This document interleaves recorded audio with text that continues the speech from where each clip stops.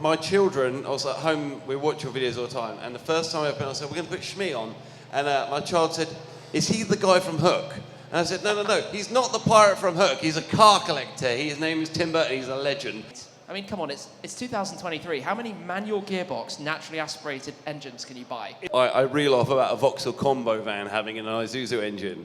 And Freddie turned around and goes, you just sounded like Shmee. And then I just cut to a video of you talking about an engine on a Ferrari to me that is an engine on a Ferrari. It's amazing. I found that, I saw that pop up and I thought that was hilarious because it just rolled straight through.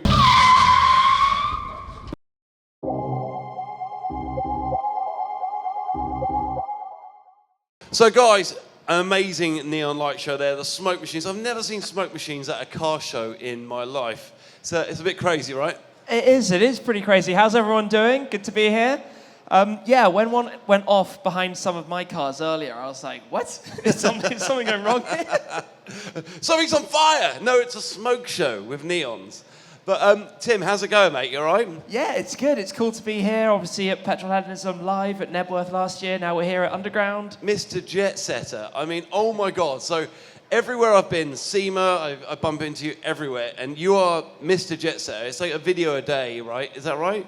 Yeah, it's actually crazy thinking back. Since I uploaded my first video in January 2010, on average, I've done more than one a day. That is absolutely ridiculous. I mean, basically, one of the first videos I ever saw him, and I didn't even realize it was you, was the Batmobile in London. You're running down with your camera, videoing it, and it's like the most iconic video for me because it's I love my movie cars. And to think that you did that video, and I looked at it the other day, I was like, oh my God, like I know him now. It's crazy, right? But you've been all around the world, and we're not just talking car influencers now. You are with the likes of Unspeakable, Cody from Whistling Diesel. You are basically getting around. Yeah, you know, I think it's one of the really cool things as well for viewers is to meet with people from different genres of even the social media world. Because you never expect like a video from Cody, Whistling Diesel, and me together. That's like two polar opposites. It's like the relationship you never knew you needed. There are a lot of comments about that, and it's really cool because at the end of the day, you know, we're creating content that we're passionate about. People are watching it, are passionate about what we're doing, and it's really fun to be able to kind of mix that, try new things, go to different places. I love traveling. I've just spent basically the last 6 months in the US, so drove 14,000 miles through 29 states plus DC in my GT Black Series. People don't do that a year in a car they drive every day. That is unbelievable. No, so that was kind of one tour, meeting with people, visiting collections, media events, auctions, all sorts of things, obviously creating some cool videos. I saw you with Hoovie at Barrett Jackson, which was unbelievable. Like, another relationship we didn't know we didn't even need. It's amazing. Well, I've actually met Hoovie a couple of times because filmed out with him at his home base before. Obviously at Barrett Jackson at the big auction they hold out there, where I definitely needed some of his knowledge to know what we were looking at. He is like an encyclopedia with not just, you know, you're a supercar guy, and you, honestly, I did a little short the other day where I reel off about a Vauxhall combo van having an Isuzu engine. And Freddie turned around and goes, you just sounded like Shmee. And then I just cut to a video of you talking about an engine on a Ferrari to me that is an engine on a Ferrari. It's amazing. I found that, I saw that pop up and I thought that was hilarious because it just rolled straight through. It is, and we're back out, and we're back into reality. But what you do is you're putting this Shmee museum together. Like, you've got such an amazing eclectic mix of cars. And yet the Zenvo is another level. But the Lamborghini up there, the color combo you've done, puts, even now I'm struggling not to smile. It is the most stunningly beautiful, insane color combo I've ever seen, especially for you. I'm glad you think so. When you spec a Lambo in pink, it's definitely, you caused some controversy along the way. It started with all of the accents in yellow. And pink and yellow, oh my gosh, I've never seen people more polarized about a topic. But that's kind of the point. It's a Lambo. It's supposed to be crazy. You've got to stand out. Yeah, and then we obviously changed it to do white with white wheels. A bit inspired by Stradman, James. I don't know if you've ever met him. And obviously, given we're here at Petrolheadonism Underground, we put some underglow on it. Oh, and it's amazing, honestly. Even the variation of colours. And look, back in the day when I was putting neons under my Saxo, it was like you went to Halfords and you bought the colour you want. Now they're pulsing with music in like 15 different colours. Oh no, anything. You've got the whole like circle. You can choose whatever you want. Unbelievable. You can have it sliding forwards, back, flashing, blinking, whatever you want. And Adam C's happy because you're white wheeling the world. But so I've noticed recently, one of your latest videos, I'm a massive muscle car guy. I've had Dodge Chargers, Mustangs, Thunderbirds. You've just had a new purchase in America. It got me very excited. I see you bought another Mustang, is that correct? Yeah, so the GT500 is here, which is like the ultimate previous gen Mustang. Yeah. They never made the Shelbys available in Europe, of course, homologation and registration stuff. I bought it in the US, had that out there. I've done 13,000 miles with it. Had it at the Nürburgring last week. Okay. Did a few laps. Absolute beast. Wow. Thankfully, I didn't get kicked off, because believe it or not, the Nürburgring does have sound limits. A lot of people don't know that. Hello. Sorry, the car is too loud. Oh, really? Oh yes, 134 dB. 134, stock. Yes. Oh. That's by Lambo immer a problem. Did not know that. Yeah, 131 decibels. That's ridiculous. The STO got kicked off. Oh, okay, so you did get slightly booted off. Yeah. Adam was in the sign lines on his stories like, it's me! Yeah, so the GT500 is like an epic thing. Dual clutch gearbox, supercharged, 760 horsepower, and that's how it comes out the box. A Carbon small wheels, machine. just all round silly. But for the new gen, the 7th gen Mustang that they've just launched, and I'm a big Ford guy, I've got a Ford GT, the Heritage Focus RS, the GT500, etc. So when the new one came out, obviously I was waiting for it, interested to see what Ford would do. And they've launched this new Dark Horse, which is effectively a bit more power than the regular GT, 500 horsepower. You can opt for a manual or an auto. Handling package gives it super low stance, wide tyres. It comes with the new Trofeo RS tyres, which is like not even really released yet, but they've put them on. I don't understand.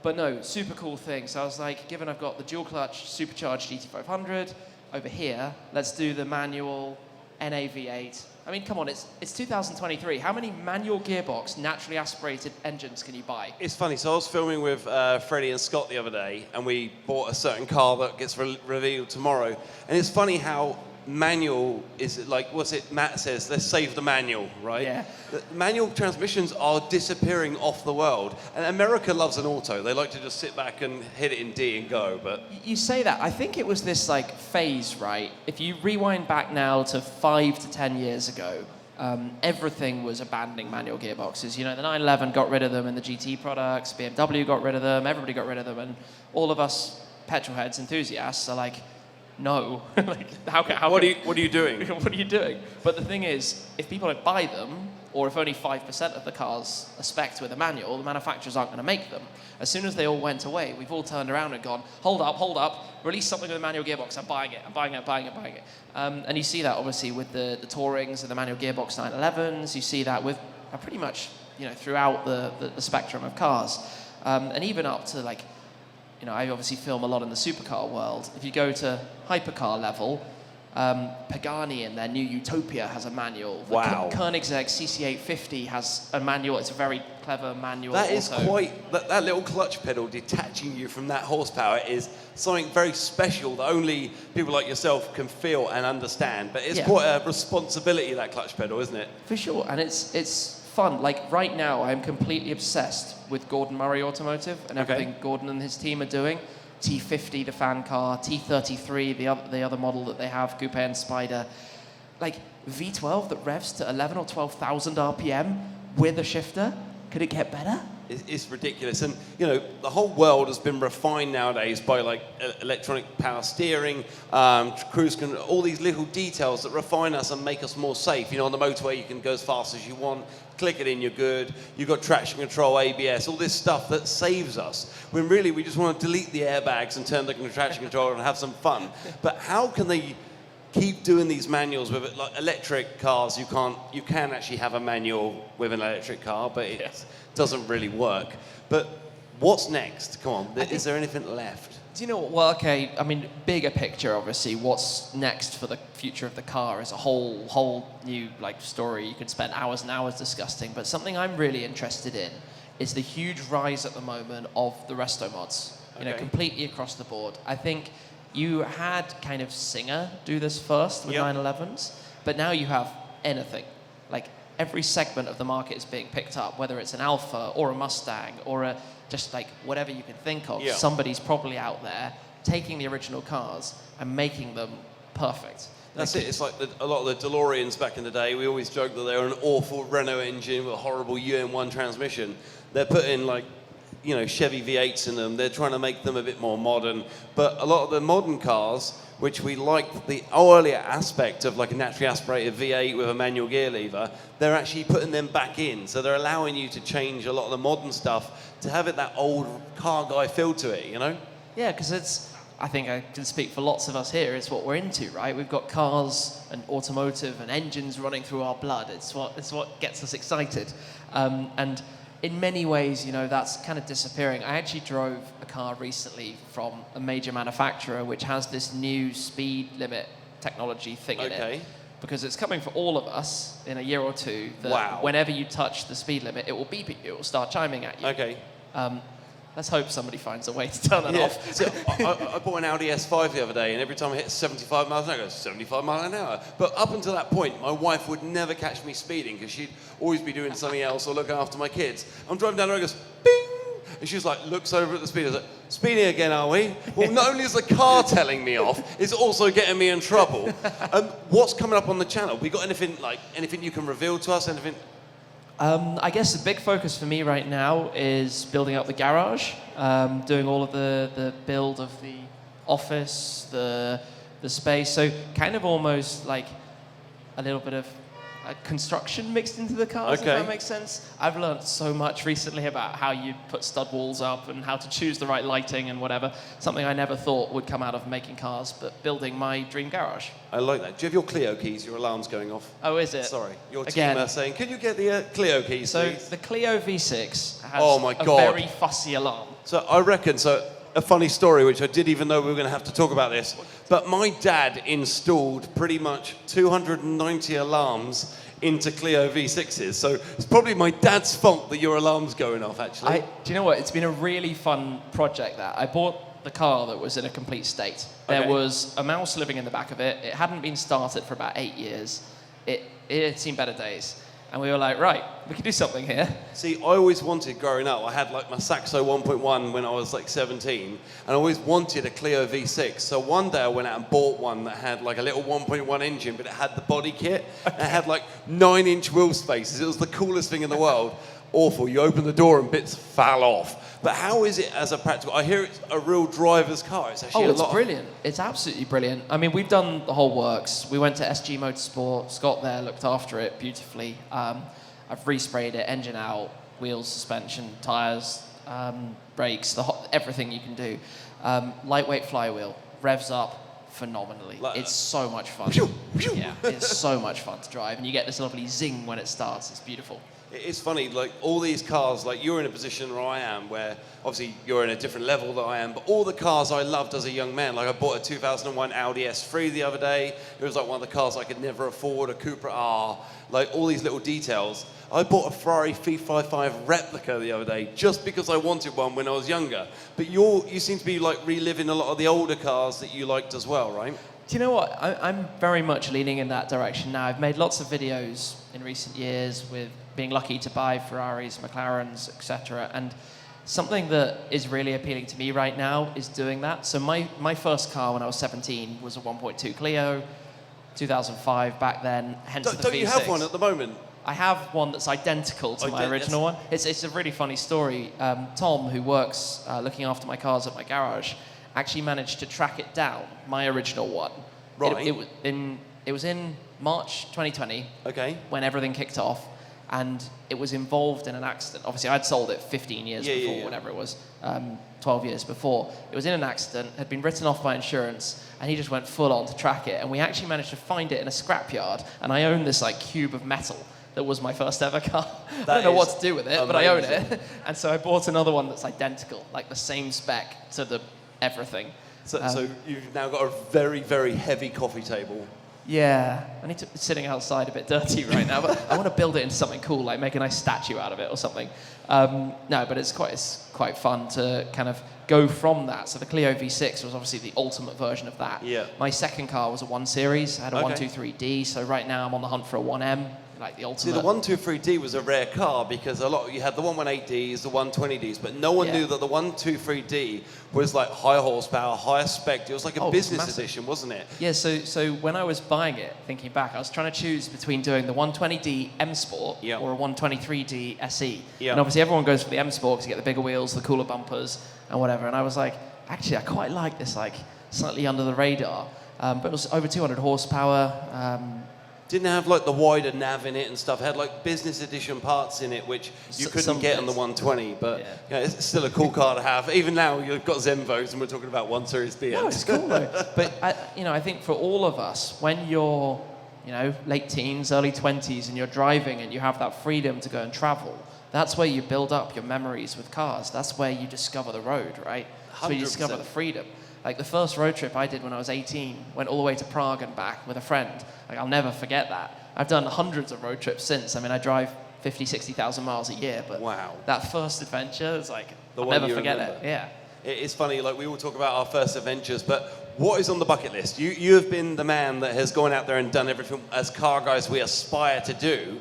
But what's on the bucket list moving forward? Is there anything that you've always wanted to do that may even be something a little bit silly or a bit mediocre compared to the crazy stuff you do? Is there anything you want to do? Do you know the things that I enjoy the most now? Because I've been lucky, like you say, to go to most of the famous passes in the Alps and drive up the Pacific coast of the US and out in Japan and all sorts of things. It's when you find yourself somewhere that you weren't expecting. Those are the like really cool moments. Like you have no idea that you're going to be on this amazing road or something fun's going to happen. You're going to meet some people somewhere, and just, I don't know, things come together. That's what really gets me excited now. It's amazing. So Shmee has also taken the seat at VinWiki. So Ed told me the other day I've hit 28 million views on his channel. Really? Wow. And when I was there last time with Chiro, he gave me a 1 million subscriber plaque, which just makes me want to try harder.